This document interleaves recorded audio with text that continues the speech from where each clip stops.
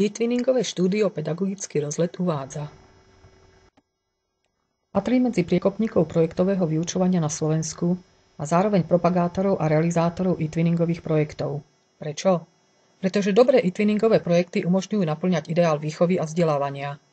Poskytujú vynikajúcu platformu k tomu, aby zo žiakov vyrastali múdri, dobrí, aktívni a šťastní produktívni ľudia, ktorí budú prispievať k rozvoju svojej krajiny.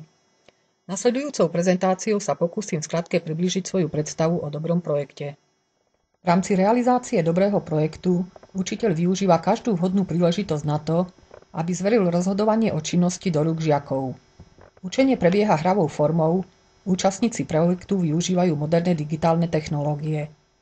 Žiaci sa tešia na mnohoraké zmysluplné aktivity, ktoré vykonávajú spoločne so svojimi e-twinningovými partnermi.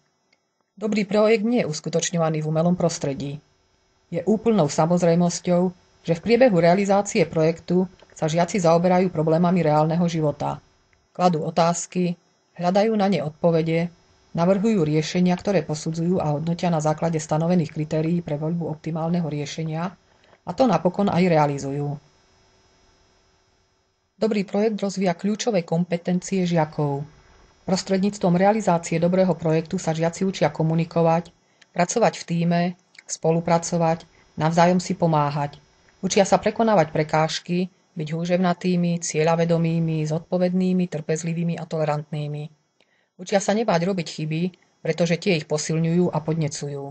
Učia sa kriticky myslieť a argumentovať, kriticky posudzovať názory, postoje a správanie druhých, vyjadrovať svoje názory a obhajovať ich pred ostatnými. V neposlednom rade sa učia vytyčovať si múdre, ľudské, veľké, náročné ciele, ktoré chcú dosiahnuť. V rámci realizácie dobrého projektu žiaci cvičia svoju tvorivosť, imagináciu, autoreguláciu, sebaovládanie a sebariadenie. Dobrý projekt učí žiakov objavovať krásy, učí ich úcte k úspešným, múdrym a dobrým ľuďom.